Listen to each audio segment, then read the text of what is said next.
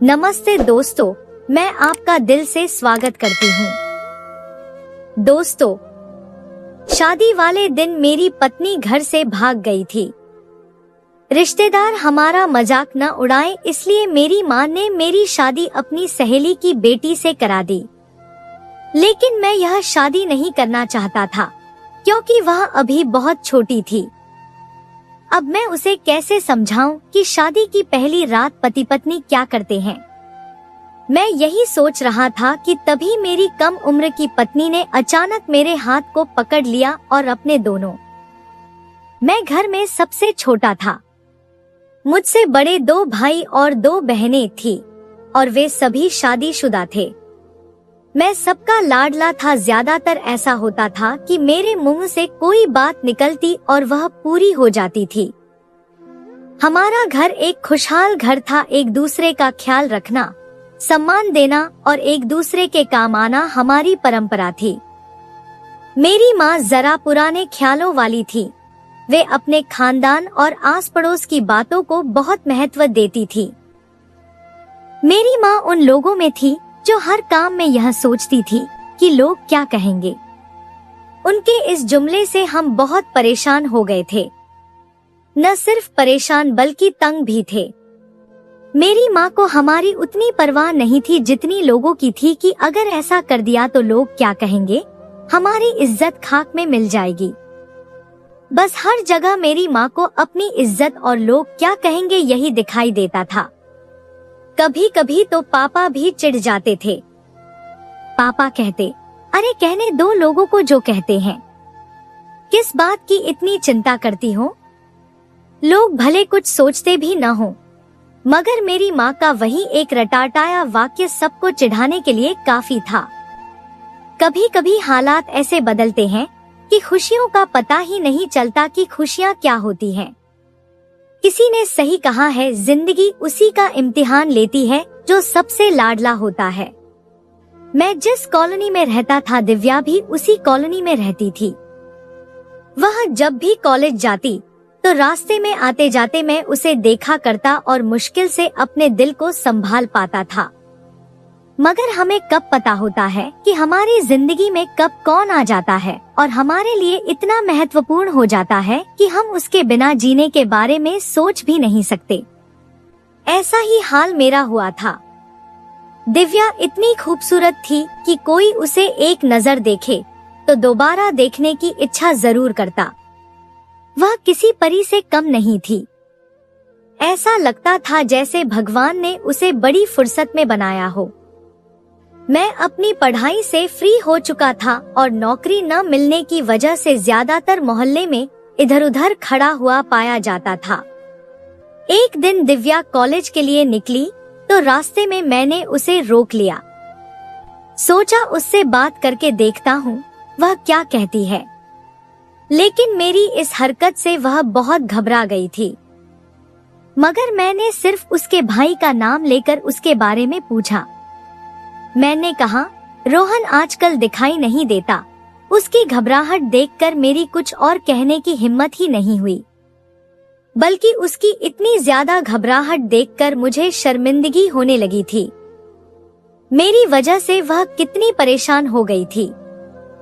हालांकि उस दिन मेरा पक्का इरादा था कि अपनी मोहब्बत का इजहार करूंगा। इधर मेरी माँ मुझे नौकरी तलाश करने पर जोर डाल रही थी। उनकी एक रट थी कि जल्दी नौकरी तलाश करो ताकि तुम्हारी शादी कर सकूं। और मैं अभी यह सब नहीं चाहता था। मेरे दोस्त कहते थे कि शादी एक बहुत बड़ी जिम्मेदारी होती है, यूं कहें तो बहुत बड़ी बर्बादी होती है। इंसान बस पत्नी और बच्चों में फंस कर रह जाता है, फिर उसे दुनियादारी का कोई होश नहीं रहता। सारी जिंदगी के मजे तो शादी से पहले तक ही होते हैं, बाद में तो बस सजा मिलती है। मुझे भी अंदाजा था कि इंसान शादी के बाद कितना परेशान रहता है।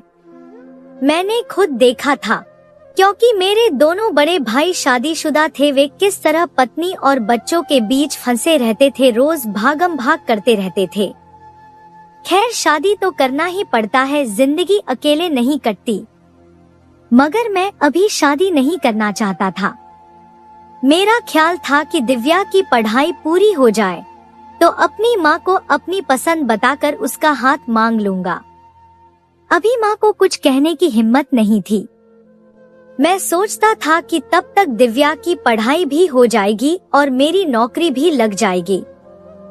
मैं रोज अपनी डिग्रियां उठाता और अलग अलग कंपनियों में अपनी किस्मत आजमाने चला जाता। इन जगहों पर मेरे जैसे न जाने कितने लड़के भविष्य के सपने लिए बैठे होते थे।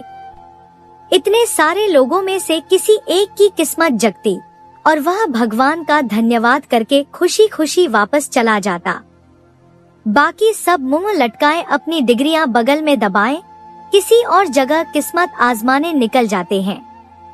यह तो रोज का रूटीन बन चुका था। अपनी फाइल लिए कई घंटे किसी कंपनी में इंटरव्यू का इंतजार करना और फिर मुंह लटकाकर वापस घर आ जाना और फिर किस्मत को कोसना। यह सिर्फ मेरे साथ ही नहीं होता था बल्कि वहाँ न जाने कितने लोग ऐसे थे जो अपनी किस्मत आजमाने आते थे और इसी तरह मुंह लटकाए वापस चले जाते। मैं भी अपनी दिव्या को आते जाते देखता तो ठंडी आह भरता कि कब मुझे नौकरी मिलेगी और कब मैं अपनी माँ को रिश्ते के लिए दिव्या के घर भेजूंगा। मेरे घर से 2 घर छोड़कर ही दिव्या के घर के करीब मेरे मोहल्ले का एक लड़का रहता था। उसका नाम अमित था। मेरा उससे ज्यादा दोस्ती नहीं थी, बस थोड़ी सी हाय हेलो थी। कभी कभी क्रिकेट टीम में होने की वजह से हमारी एक दूसरे से मुलाकात हो जाती थी। अच्छी शक्ल सूरत का लड़का था, रंग भी गोरा था और वह भी आजकल नौकरी की तलाश में था। उसकी पढ़ाई भी पूरी हो चुकी थी। मैंने अक्सर नोटिस किया था कि अमित दिव्या को उसी नजर से देखता था जिस नजर से मैं उसे देखा करता था। फिर मैंने सोचा, हो सकता है यह मेरा वहम हो। वैसे भी लड़कों की आदत होती है कि वे आते जाते हर लड़की को ताड़ते हैं। मैं यही सोचता था कि शायद अमित भी ऐसे ही देखता होगा। मगर एक दिन मैंने महसूस किया कि जब दिव्या वहाँ से गुजरती और अमित उसे देखता तो दिव्या भी उसे देखकर हल्के से मुस्कुरा देती थी। 1-2 बार मैंने इसे यूं ही नोटिस कर लिया, फिर मैंने खास ध्यान देना शुरू किया तो सचमुच दोनों की आंखें 4 होते ही दोनों हल्के से मुस्कुरा देते थे। मेरे लिए यह बात बहुत तकलीफदेह थी, लेकिन मैं बेबस था। मैं कुछ नहीं कर सकता था क्योंकि मेरा दिव्या से कोई रिश्ता नहीं था। मैं किस आधार पर उसे अमित के करीब जाने से रोकता? बस घर जाकर कमरे में इधर उधर टहलता रहता और प्लानिंग करता रहता कि किसी भी तरह दिव्या को अपने दिल की बात बता दूं और अमित से उसका पीछा छुड़ाऊं। मुझे कोई तरीका समझ नहीं आता था। एक तरफ नौकरी की समस्या थी और दूसरी तरफ मेरी मोहब्बत जो मुझसे दूर जाती दिख रही थी। मेरी परेशानी दिन ब दिन बढ़ती जा रही थी। मैं क्या करूं, मुझे क्या करना चाहिए? अपनी दिन रात की सोच से परेशान रहने लगा था। अब घर वालों को भी मेरी बिगड़ती हालत से परेशानी होने लगी थी। वे मुझसे पूछते, तुम इतना परेशान क्यों रहते हो? जो बात है वह बताओ। मैं टाल देता, बस नौकरी नहीं मिल रही इसलिए परेशान हूँ। लेकिन मेरी असल समस्या वह नहीं थी और मैं अभी उसे बताना नहीं चाहता था। मगर कब तक? आखिर एक दिन मेरी बड़ी भाभी मेरे कमरे में आई। उन्होंने मुझे बहुत हौसला दिया, खूब बातें की और मुझे अपनी दिल की बात कहने के लिए राजी कर लिया। फिर मैंने उनके सामने दिव्या के बारे में सब कुछ बता दिया। मैंने कहा, मैं दिव्या से प्यार करता हूँ और उससे शादी करना चाहता हूँ। मैंने भाभी से कहा, नौकरी नहीं मिल रही वरना अब तक मैं दिव्या के घर रिश्ता भेज चुका होता। भाभी ने मुझे हिम्मत और हौसला दिया, परेशान मत हो। जब तुम्हें नौकरी मिल जाएगी तो हम सबसे पहले यही करेंगे कि तुम्हारा रिश्ता लेकर दिव्या के घर जाएंगे। उन्होंने यह भी सलाह दी, तब तक तुम ऐसा करो, दिव्या को साफ शब्दों में अपनी मोहब्बत का इजहार कर दो। भाभी काफी देर तक मुझे तसल्ली देती रहीं और समझाती रहीं। मुझे बहुत हौसला मिला। एक तरफ का मामला तो ठीक हो गया। अब मैं दिलो जान से नौकरी की तलाश में निकलता, अपनी किस्मत आजमाने चला जाता। फिर भगवान की कृपा हुई और एक जगह मुझे अच्छी नौकरी मिल गई। मुझे बहुत सुकून मिला, घरवाले भी बहुत खुश हुए। मैं अपनी इस खुशी में दिव्या को भी शामिल करना चाहता था। मैंने सोचा शाम को भाभी से कहूंगा कि मेरे साथ दिव्या के घर चलें और उसे और उसकी मम्मी को यह खुशखबरी दें। साथ ही इशारों इशारों में उन्हें बताएं कि हम दिव्या से रिश्ता जोड़ना चाहते हैं। पहले तो भाभी नहीं मानी, लेकिन मेरे बार बार कहने पर वे मान गई। मुझे बहुत खुशी हुई। मैं इतना खुश था कि ऐसा लग रहा था कि चीख चीख कर अपनी खुशी का इजहार कर दूं। मगर यह बचकानी इच्छा मैंने अपने दिल में ही रखी। मैंने छत पर जाकर एक लंबी सांस ली। इस दौरान मेरी नजर सामने वाले घर की छत पर पड़ी, जहां अमित और दिव्या आपस में बात कर रहे थे। मेरी सांस वहीं की वहीं रुक गई। मेरी आंखों में नफरत और दिमाग में गुस्से का तूफान चलने लगा। अमित पूरी तन्मयता से दिव्या से इशारों में कुछ बातें कर रहा था। दिव्या अपने घर की छत पर खड़ी थी। मुझे बहुत तेज गुस्सा आ रहा था। मैं अपने जज्बातों पर काबू नहीं पा रहा था।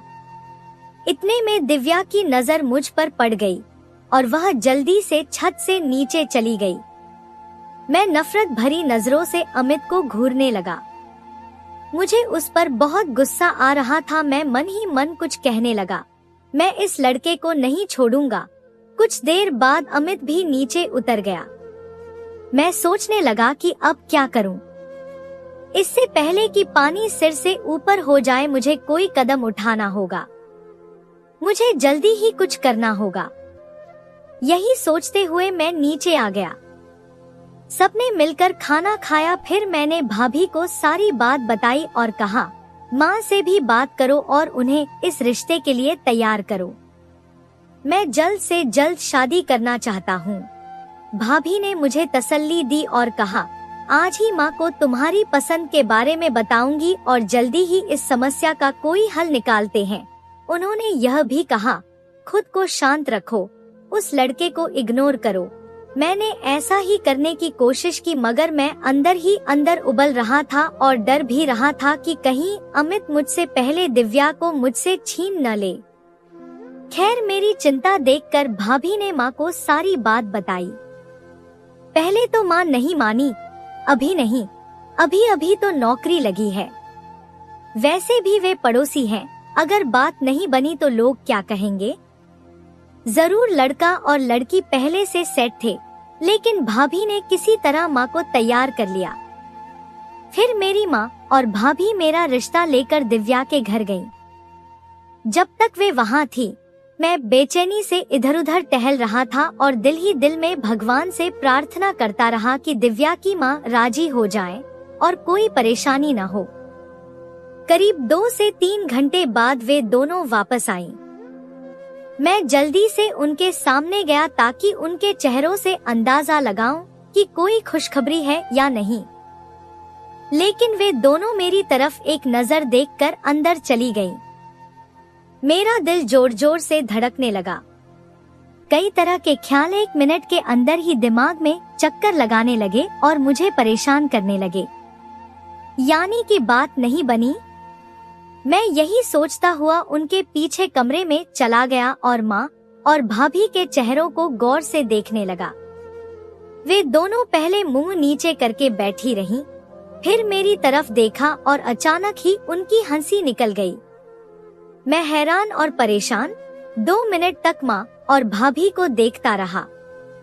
फिर उन्होंने मेरी हालत पर तरस खाकर मुझे बताया कि दिव्या की माँ इस रिश्ते के लिए राजी हैं। उन्हें इस रिश्ते से कोई ऐतराज नहीं है। मैं खुशी से चीख पड़ा। भाभी ने कहा, हाँ भाई, खुश हो जाओ, समझो तुम्हारा काम हो गया। इतने में बाकी घरवाले भी आ गए। सबने मुझे बधाई दी और खूब तंग किया। मेरी खुशी की तो कोई हद ही नहीं थी। मैं खुश कैसे न होता। मेरी पसंद, मेरी मोहब्बत मुझे मिलने वाली थी। लेकिन दिल में एक ख्याल यह भी था कि कहीं दिव्या को तो कोई ऐतराज नहीं होगा। मैंने चुपके से भाभी से पूछा, दिव्या की माँ ने अपनी बेटी से पूछा या नहीं, क्या वह शादी के लिए तैयार है? भाभी ने बताया, जाहिर सी बात है कि दिव्या की माँ ने बिना दिव्या की मर्जी के यह रिश्ता तय नहीं किया होगा। और फिर दिव्या ही चाय बनाकर लाई थी। जब माँ ने उसे रिश्ते की बधाई दी तो वह चुप रही, बस हल्के से मुस्कुरा दी। मतलब माम बेटी के बीच जरूर बात हो चुकी थी और दिव्या की माँ ने उससे पूछकर ही हाँ की होगी। यह सब सुनकर मुझे बहुत सुकून मिला। मुझे ऐसा लग रहा था जैसे मैंने कोई जंग जीत ली हो, जैसे मैंने अमित पर बाजी मार ली हो। घर में खुशी की लहर दौड़ गई थी। सब बातें करने लगे कि शादी का दिन कब रखें, शादी में यह करेंगे वह करेंगे। साथ ही साथ मुझे छेड़ भी रहे थे। घर में एक हंगामा सा मच गया था। खैर अगली सुबह मैं तैयार होकर ऑफिस चला गया। जाते वक्त मैंने दिव्या के दरवाजे पर नजर डाली कि शायद वह नजर आ जाए, शायद कहीं मिल जाए। मुझे उसकी मर्जी जाननी थी। मैं अपने कानों से उसकी हाँ सुनना चाहता था, लेकिन वह मुझे कहीं नजर नहीं आई। दिन गुजरते जा रहे थे। फिर एक दिन सबने कहा कि दिव्या की माँ से शादी की तारीख मांग ली जाए। मामला यूं लटकाए रखना ठीक नहीं। सबने फैसला किया कि आज शाम माँ और दोनों भाभियां जाकर दिव्या की माँ से शादी की तारीख ले आएंगी। भाभी ने फोन करके दिव्या की माँ को बता दिया था कि आज शाम हम तारीख लेने आ रहे हैं। उन्हें भी कोई ऐतराज नहीं था। सब बहुत खुश थे। शाम को माँ और दोनों भाभियां दिव्या के घर तारीख लेने चली गईं। हम सब इसी इंतजार में थे कि कब वे वापस आएं और पता चले कि शादी की तारीख कब तय हुई है, फिर हम उसी हिसाब से तैयारी शुरू करें। मुझे बहुत बेचैनी थी। 3 घंटे बाद माँ और भाभियां घर वापस आईं। हम सब उनके आसपास जमा हो गए। पता चला कि 2 महीने बाद की तारीख तय हुई है। सबने एक दूसरे को बधाई दी और मिठाई मंगवाई गई। हम सबने मुंह मीठा किया। मैं उस दिन बहुत खुश था। घर में भी खुशी का माहौल था। सब शॉपिंग की लिस्ट बनाने लगे, अपने अपने कपड़ों की बातें करने लगे। अब मैं भी अंदर से सुकून महसूस कर रहा था और अपना पूरा ध्यान अपनी नौकरी पर लगा चुका था। पहले से कहीं ज्यादा मेहनत करने लगा था। मैं चाहता था कि शादी तक अपने बॉस का दिल जीत सकूं। उस दिन के बाद से मुझे दिव्या कभी नजर नहीं आई। मैंने बहुत कोशिश की मगर उसे देखने में नाकाम रहा। लेकिन फिर भी सुकून था कि अब उसका नाम मेरे नाम के साथ जुड़ चुका है। घरवाले शादी की तैयारी में जुट गए थे। दिन तेजी से गुजरते जा रहे थे। हम सबके अंदर जैसे बिजली सी तेजी आ चुकी थी। घर में एक हलचल मची हुई थी। समय के गुजरने का पता ही नहीं चला और दिन पास आते गए। मेरे लिए शादी की ड्रेस पसंद की गई। दुल्हन के कपड़े भी तैयार हो रहे थे। सबके चेहरों पर खुशी फूटी पड़ रही थी। भाभी और बहनों ने ढोलक रख ली थी। दोपहर तक शॉपिंग करती और रात को कामों से फ्री होकर ढोलक लेकर बैठ जाती। मुझे बीच में बिठाकर खूब गाने बजाए जाते। मैं भी उन गानों में शामिल हो जाता। भाभियां छेड़छाड़ भी करती, शरारत भी करती। हंसी मजाक चलता रहता। सब खुशियों में मगन थे।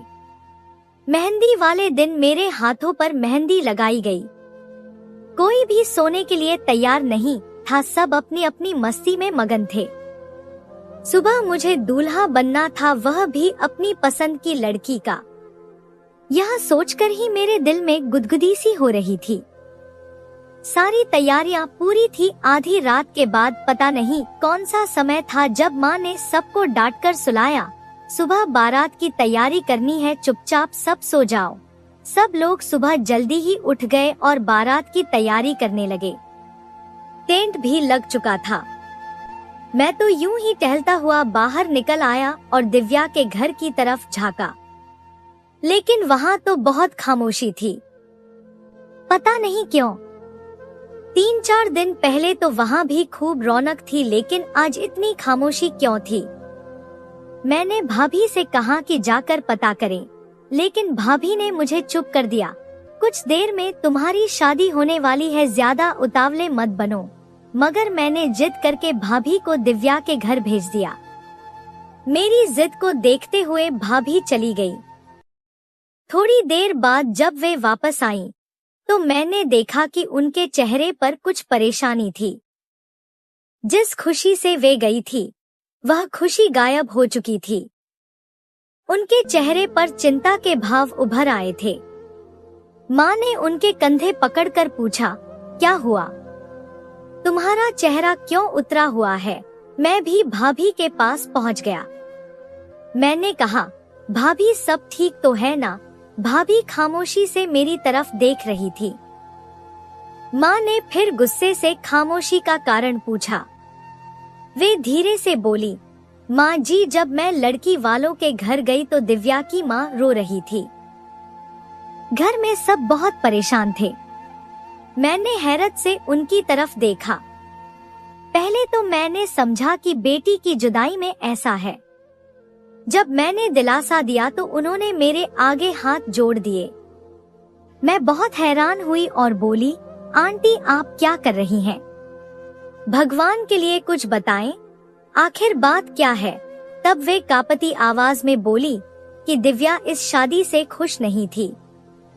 हालांकि मैंने पूछा था तो उस समय वह खामोश रही थी, सिर्फ इतना कहा था कि अभी मैं शादी नहीं करना चाहती। मगर उसके पापा ने समझाया था, अभी नहीं तो जब भी करनी है करनी तो है, और फिर रिश्ता अच्छा है। बेटी देखो वे भले लोग हैं, तो फिर अभी शादी करने में क्या दिक्कत है? फिर वह खामोश हो गई थी। हम सबने समझा कि दिव्या शादी के लिए धीरे धीरे खुद को तैयार कर लेगी, लेकिन हमारे मुंह पर कालिख लगाकर पता नहीं कब वह घर से चली गई। दिव्या की माँ ने कहा, आप लोग हमें माफ कर दें। यह कहकर वह बेहोश हो गई। उनकी बहन ने पानी के छींटे मारे, तब कहीं जाकर उन्हें होश आया।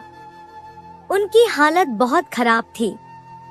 भाभी के मुंह से इतना सुनते ही मेरी माँ सोफे पर गिर पड़ी और मेरे पाँव के नीचे से भी जमीन खिसक चुकी थी। भाभी की बताई बात सुनकर और ऊपर से माँ की खराब हालत देखकर मैं परेशान हो गया था। हे भगवान, यह सब क्या था? ऐसा मेरे ही साथ क्यों हुआ? मेरा दिल अंदर ही अंदर रो रहा था। सबने माँ को उठाकर बेड पर सुलाया और पानी पिलाया। जिस घर में थोड़ी देर पहले खुशियाँ चहल पहल कर रही थी, नाच रही थी, वहाँ अब गम के साए मंडराने लगे थे। बेचैनी और बेकरारी सबके चेहरों पर दिखने लगी थी।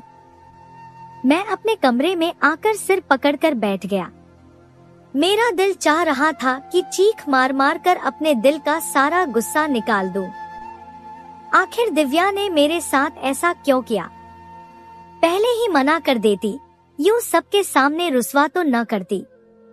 अब क्या होगा? सारे मेहमान आ चुके थे, पंडित जी भी तैयार बैठे थे, बारात जाने के लिए तैयार थी। यार दोस्त हौसला दे रहे थे, लेकिन दिल को किसी भी तरह दिलासा नहीं मिल रहा था। कुछ देर बाद माँ कमरे में आईं।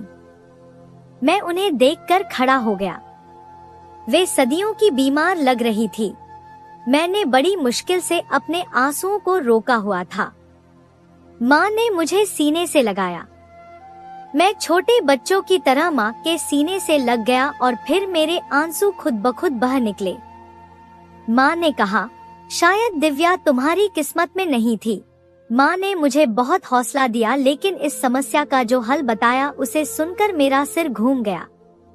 मेरी आंखों के सामने अंधेरा छाने लगा। माँ ने कहा, देखो बेटा, सारे मेहमान आ चुके हैं, अगर अब शादी नहीं हुई तो हमारा तमाशा बन जाएगा। हमारी इज्जत सरेआम उछल जाएगी और अपने घर की इज्जत बचाने का एक ही तरीका है कि तुम मेरी सहेली की बेटी रिया से शादी कर लो। सबके मुंह बंद करने का यही एक रास्ता है, इसके अलावा कुछ नहीं हो सकता। या तो लोगों के सामने अपनी माँ का तमाशा बनवा लो या खामोशी से मेरी बताई हुई लड़की से शादी कर लो। मैंने माँ से कहा, लेकिन माँ वह तो बहुत छोटी है और मैं अभी शादी नहीं करना चाहता। मुझे थोड़ा समय दे, मैंने विनती भरे शब्दों में कहा। माँ ने कहा, समय किस बात का? तुम्हारी पसंद पर हम सबने खामोशी से सिर झुका दिया था। तुम्हारे कहने पर उसके घर रिश्ता लेकर गए। तुम्हारी पसंद पर कोई ऐतराज नहीं किया। अब अगर भगवान को मंजूर नहीं था तो भलाई इसी में है कि तुम भी खामोशी से भगवान की इस मर्जी पर सिर झुका दो और मेरी बात मान लो। उस लड़की से शादी कर लो। हमने भी तो तुम्हारी बात मानी थी। जिस लड़की के बारे में तुमने कहा, हम उसके घर तुम्हारा रिश्ता लेकर गए, लेकिन उसने अपने माँ बाप की इज्जत का भी ख्याल नहीं किया। तो अब उसके बारे में सोचना बेवकूफी है। जो अपने सगे माँ बाप की न हो सकी, वह किसी और की क्या होगी। बस अब मुझे और ज्यादा परेशान मत करो। मैंने तुम्हारे भाइयों को बोल दिया है, वे होटल में इंतजाम करने चले गए हैं। अब अगर तुमने मना किया तो मेरा मरा मुंह देखोगे। माँ यह कहकर रोने लगी। मैंने कहा, नहीं नहीं माँ, ऐसी बातें मत करो। भगवान आपको मेरी भी उम्र दे। मुझे आपकी जिंदगी बहुत प्यारी है, उससे ज्यादा कोई भी चीज प्यारी नहीं। आप पर मेरी हर खुशी कुर्बान है। मैंने तड़प कर माँ के कदमों में बैठते हुए कहा, आप जैसा कहेंगी वैसा ही होगा। मैंने अपना सिर माँ की गोद में रख दिया। माँ ने अपना हाथ मेरे सिर पर रखा और मुझे आशीर्वाद दिया। वे बोली, एक धोखेबाज लड़की के पीछे खुद को बर्बाद मत करो। जिंदगी में बहुत सारे उतार चढ़ाव आते हैं। किसी एक के जाने से जिंदगी रुक नहीं जाती। अगर उसने तुम्हारी इज्जत की परवाह नहीं की तो तुम भी जिंदगी में आगे बढ़ो। सब कुछ भूलकर मैंने अपने आंसू अंदर ही अंदर पीते हुए कहा, खैर। घर के खास लोगों को प्रोग्राम के बारे में बता दिया गया था। लोगों को कहा गया कि अब होटल में बारात जाएगी। कुछ बातों को इधर उधर करके भाभी और मेरी बहनों ने बात संभाल ली थी। बुझे हुए चेहरों और भारी कदमों के साथ मैं गाड़ी तक पहुंचा। सजी हुई गाड़ी अब मुझे वीरान लग रही थी। खैर, मेरी शादी हो गई। कैसे हुई मुझे कुछ भी नहीं पता। अब मुझे शादी में कोई दिलचस्पी नहीं थी। बस मैं अपनी माँ को दिया हुआ वादा निभा रहा था। अपनी सोच में इतना गुम था कि पता ही नहीं चला कि कब दुल्हन लेकर मैं वापस घर आ गया। मुझे यह सब एक भयानक सपना लग रहा था। बारात भी गई, दुल्हन भी आई, मगर सब एक मजबूरी में किया गया।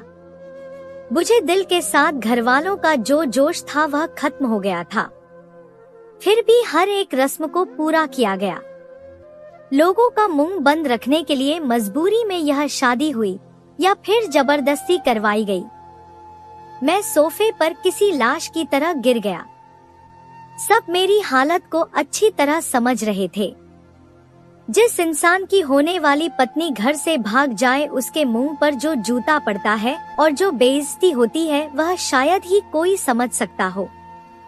जिंदगी बेईमान और बेमकसद हो जाती है। ऐसा लगता है कि हर देखने वाली नजर उस आदमी पर हंस रही हो।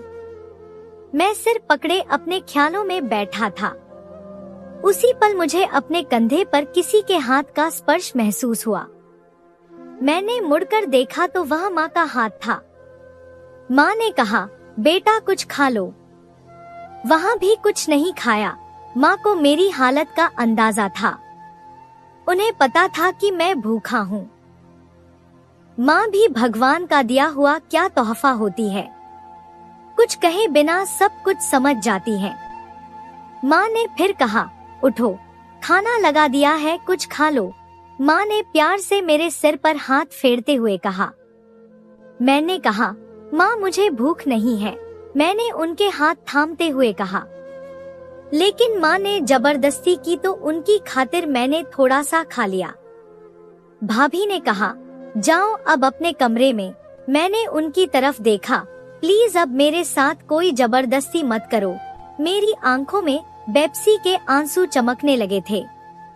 भाभी ने मुझे समझाया, बुरी बात है, अब वह तुम्हारी पत्नी है, उसकी जिम्मेदारी उठाना तुम्हारा फर्ज है। तुम्हारे लिए भले ही आज की रात सबसे बुरी रात हो, लेकिन उसके लिए तो यह सपनों भरी रात है। आज की रात के लिए उसने भी न जाने कितने सपने सजाए होंगे। मैं मरे हुए कदमों से अपने कमरे की तरफ चल पड़ा। वह कमरा जिसमें रहते हुए एक लंबा समय गुजर गया था, अपने कमरे से मुझे बहुत प्यार था।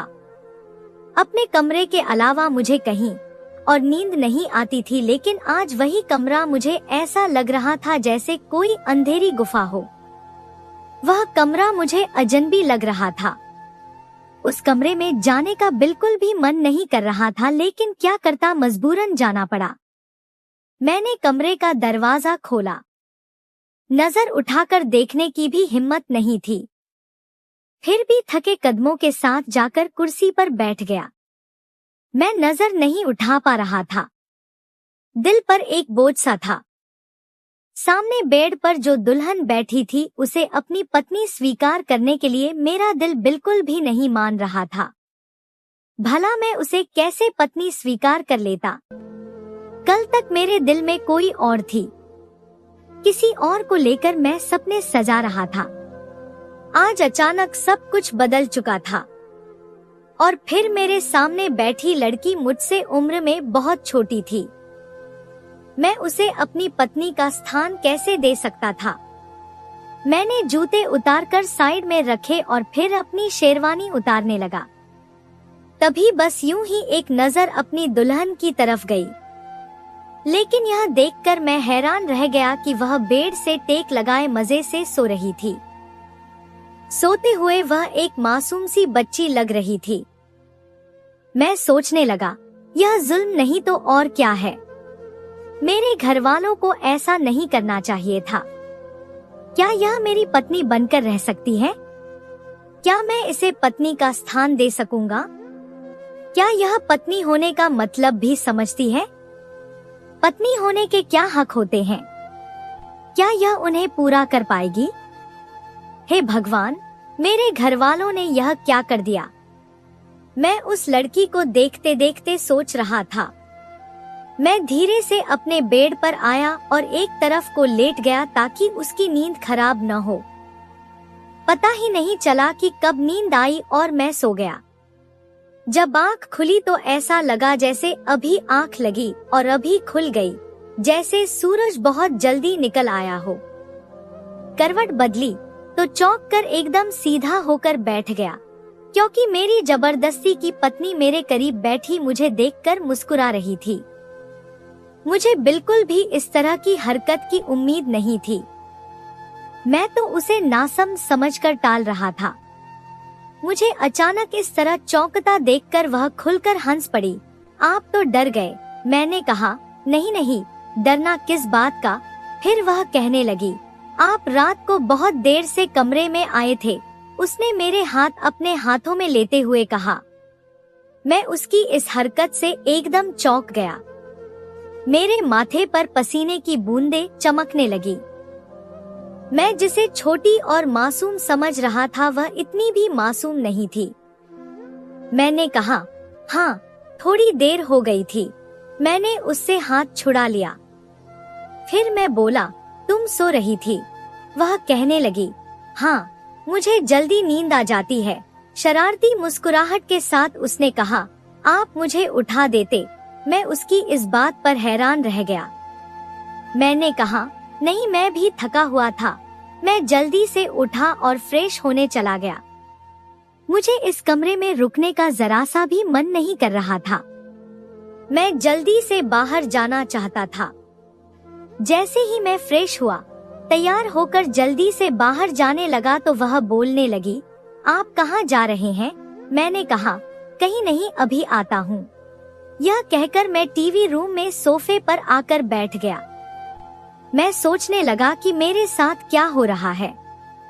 फिर मेरा ध्यान दिव्या की तरफ चला गया। क्या दिव्या उस सामने वाले अमित को पसंद करती थी? क्या वे दोनों साथ भाग गए हैं? मैंने देखा कि घर में अभी भी सब सो रहे थे और माँ अपनी चाय बनाकर कमरे में चली गई थी। मैं आराम से उठकर बाहर निकल गया। दिव्या के घर की तरफ देखने की इच्छा अब मर चुकी थी। हाँ, उस लड़के अमित का पता जरूर करना चाहता था। एक तरफ कुछ बच्चे खेल रहे थे। मैंने एक बच्चे को प्यार से बुलाया और कहा, सामने वाले घर से अमित भाई को बुलाकर लाओ। वह बच्चा मेरी बात सुनकर जाने लगा, लेकिन मैंने कुछ सोचकर उसे रोक दिया और खुद ही अमित के घर की तरफ बढ़ गया। फिर मैंने उसके घर का दरवाजा बजाया। 3-4 बार ऐसा करने के बाद एक आदमी बाहर आया। न वह उसके पापा थे न भाई। एक ही मोहल्ले में रहते थे, लेकिन वह मुझे नहीं जानता था। मैंने कहा, मैं अमित का ऑफिस वाला दोस्त हूँ। मैंने देखा वह आदमी जो कोई भी था, यकीनन अमित का मामा या चाचा था। उसके चेहरे पर घबराहट थी। उसकी परेशानी मैंने भांप ली। वह कहने लगा, अमित दरअसल किसी काम से शहर से बाहर गया है, कोई जरूरी काम था। मैंने पूछा तो उसने हकलाती हुई आवाज में कहा, हाँ कुछ जरूरी काम था। मैंने पूछा, कब तक आएगा? मुझे उससे बहुत जरूरी काम था। वह आदमी कहने लगा, अभी तो कुछ नहीं पता कि कब तक आएगा। फिर यह कहकर उसने दरवाजा बंद कर लिया। लेकिन मैं वहां से हटा नहीं। मैं दरवाजे के पास ही खड़ा रहा। मुझे अंदर से कुछ आवाजें आने लगी। कोई कह रहा था, अब उसके दफ्तर से भी पूछने के लिए लोग आने लगे। कल मोहल्ले वालों को पता लगेगा हमारे बेटे का कारनामा। हम किसी को मुंह दिखाने के काबिल नहीं रहेंगे। कम से कम पहले ही बता देता तो इज्जत से उसका रिश्ता मांग लेते। उस लड़की के घर वालों के मुंह पर भी कालिख लगा दी और हमें भी किसी को मुंह दिखाने के काबिल नहीं छोड़ा। मैं खड़ा यह सब बातें सुन रहा था। मेरा शक अब यकीन में बदल चुका था। यानी वे दोनों एक साथ घर से भाग चुके थे। मुझे उसी दिन समझ जाना चाहिए था, उनके मामले में टांग नहीं अड़ानी चाहिए थी। इस रुसवाई से यही अच्छा था कि मैं अपनी एक तरफा मोहब्बत का गला घोट देता, तो 2 घर टूटने से बच जाते। मेरा घर तो न चाहते हुए भी बस गया था, मगर दिल तो टूट चुका था। मैं कुछ देर तक वहां खड़ा रहा, फिर अपने शरीर का बोझ उठाए वापस घर आ गया। माँ ने मुझे बाहर से आते देखा तो हैरान हुई। वे बोली, तुम कब बाहर गए थे और फिर क्यों गए थे? तबीयत तो ठीक है? उन्होंने चिंतित शब्दों में पूछा। मैंने कहा, माँ बस ऐसे ही गया था। माँ ने पूछा, अच्छा यह बताओ, रिया सो रही है या जाग गई? मैंने लापरवाही से कहा, मुझे नहीं पता, शायद जाग गई होगी। खुद जाकर देख लो। मैं वहीं सोफे पर लेट गया। मेरे दिमाग में अमित के घर से सुनी बातें गूंज रही थी। मैं सोचने लगा, इसका मतलब वे दोनों एक दूसरे से मोहब्बत करते थे और मेरे साथ रिश्ता होने पर दोनों ने घर से भाग जाना सही समझा। उफ, कितना भयानक और तकलीफदेह कदम उठाया उन दोनों ने। अगर दिव्या पहले ही अपनी पसंद अपनी माँ को बता देती तो यह सब कुछ ना होता। यह सब कुछ मेरी वजह से हुआ। अगर उनकी मोहब्बत सच्ची थी तो कसम से मैं रास्ते से हट जाता, यूं सबके घर वालों को परेशानी से बचा लेता। एक बार तो वह कहती, क्या मोहब्बत इतनी खुदगर्ज होती है या फिर बेवकूफ या अंधी? सोचने समझने की सलाहियत खत्म हो जाती है। मोहब्बत जज्बाती हो सकती है, मगर सच्ची मोहब्बत अपनों को दुख नहीं देती। यह क्या किया तुम दोनों ने? मैं अपने सिर पर धीरे धीरे मुक्का मार रहा था। तभी माँ मेरे कमरे से बाहर आई और सीधे मेरे पास आकर बोली, क्या हुआ मेरे बच्चे? क्या सिर में दर्द है? लाओ मैं दबा दूं। माँ ने बड़े प्यार से मेरे सिर पर हाथ रखा। मैंने कहा, नहीं माँ, आप खुद भी बहुत थकी हुई हैं। आप आराम करें, मैं दवाई खा लूंगा तो ठीक हो जाएगा। माँ ने मेरा माथा चूमा और चली गई। मैं पछतावे की चक्की में पिस रहा था, मगर अब क्या हो सकता था। इस जिंदगी को अब खामोशी से गुजारना ही था और समझौते की पटरी पर चलना था, अपने लिए और अपनों के लिए।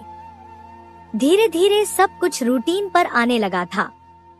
मैं फिर से ऑफिस जाने लगा था, लेकिन अब तक मैंने अपनी पत्नी को हाथ भी नहीं लगाया था। हालांकि मुझे अंदाजा हो गया था कि रिया बहुत अच्छी और समझदार है। वह कम उम्र जरूर है, लेकिन बेवकूफ नहीं। उसने बहुत समझदारी के साथ पूरा घर संभाल लिया था। उसके अच्छे व्यवहार से घरवाले बहुत खुश थे। वह मेरी भी बहुत सेवा करती थी, मेरे साथ हंस-हंस बातें करती। जब वह हंसती तो उसके गाल पर एक डिंपल पड़ जाता था, जो उसकी खूबसूरती को चार चांद लगा देता था। उसके मासूम से चेहरे पर वह डिंपल बहुत प्यारा लगता था। मैं न चाहते हुए भी उसकी तरफ देखता रह जाता था। धीरे धीरे मेरे दिल से दिव्या का गम निकलता जा रहा था और मेरे दिल में रिया की मोहब्बत बढ़ने लगी थी।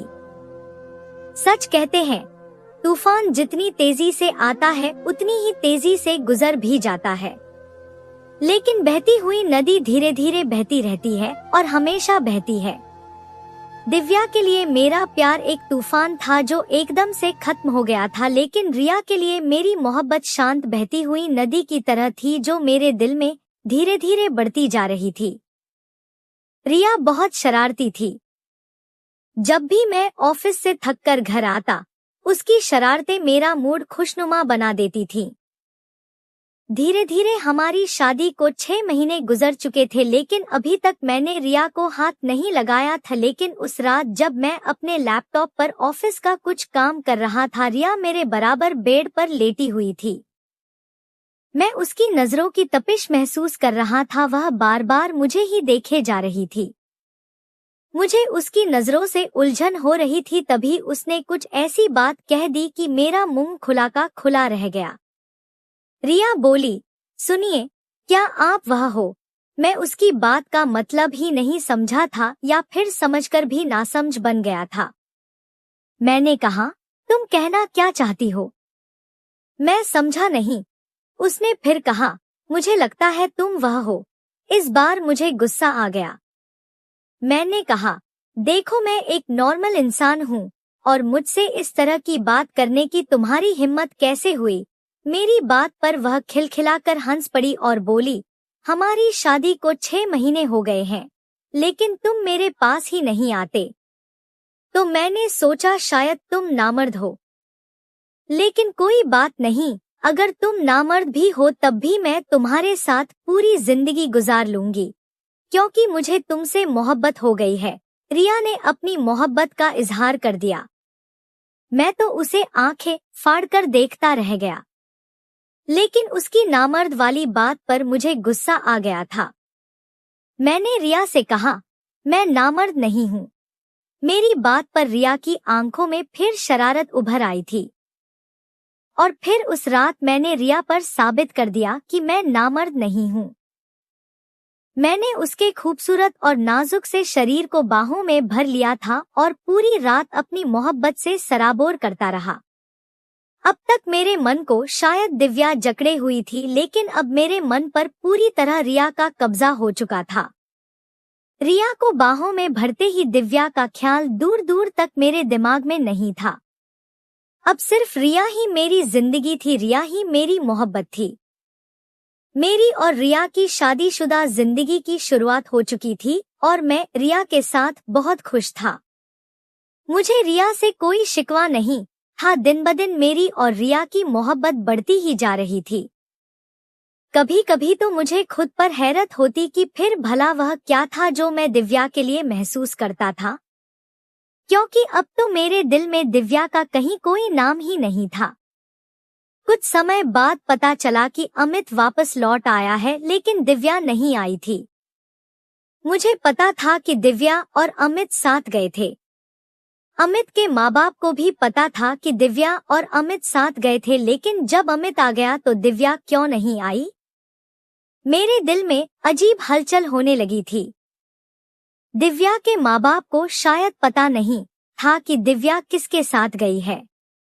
वे लोग तो यही सब्र किए बैठे थे कि उनकी लड़की घर से भाग गई है और किसी के साथ जिंदगी हंसी खुशी गुजार रही होगी। लेकिन अमित को देखकर मुझे दिव्या के लिए इंसानियत के नाते चिंता होने लगी। पता नहीं वह कहां-कहां धक्के खा रही होगी। लेकिन जो कुछ उसके नसीब में हुआ है उसने खुद अपने हाथों लिखा है। इसमें कोई किसी का कुछ नहीं बिगाड़ सकता। शायद माँ बाप का दिल दुखाने वाली लड़कियों का यही अंजाम होता है, वे कभी जिंदगी में खुश नहीं रह सकती। माँ बाप के फैसले कभी गलत नहीं होते। वे अपने बच्चों के लिए हमेशा भला ही सोचते हैं। मैंने रिया पर एक प्यार भरी नजर डाली। वह भी मुझे देखकर मुस्कुरा रही थी। मेरी जिंदगी में अब किसी बात की कमी नहीं थी, लेकिन इंसानियत के नाते मैं सब कुछ जानकर भी अनजान नहीं बन सकता था। मैंने दिव्या के माँ बाप को सारी सच्चाई बता दी अमित के बारे में। फिर जब अमित के माँ बाप ने पुलिस के जरिए अमित से पूछताछ की तो उसने सच उगल दिया कि वह दिव्या को साथ ले गया था। वे बिना शादी के ही एक साथ रह रहे थे। अमित ने बताया कि 2 महीने तक साथ रहने के बाद उसने दिव्या को छोड़ दिया था। दिव्या डर की वजह से अपने माँ बाप के पास नहीं आना चाहती थी और वहीं कोई छोटी मोटी नौकरी करके अपना गुजारा कर रही थी। पुलिस के जरिए दिव्या के माँ बाप दिव्या को वापस ले आए। अब वे इस इंतजार में बैठे हैं कि दिव्या की किसी अच्छी जगह शादी हो जाए। अमित को पुलिस वालों ने जेल में डाल दिया। लेकिन जो भी था, अमित को इस तरह नहीं करना चाहिए था, क्योंकि दिव्या ने उस पर कितना भरोसा किया था। दोस्तों, मैं बस इतना कहूंगा कि माँ बाप कभी गलत फैसला नहीं करते। तो दोस्तों, यह थी हमारी आज की कहानी। आपको सुनकर कैसी लगी हमें कमेंट करके जरूर बताएं और हमारी वीडियो को ज्यादा से ज्यादा अपने दोस्तों में शेयर करें और हमारे चैनल को भी सब्सक्राइब कर लें ताकि आने वाली वीडियो का नोटिफिकेशन आप तक तुरंत पहुंचे। मैं मिलती हूं आपसे अगली वीडियो में, तब तक के लिए धन्यवाद।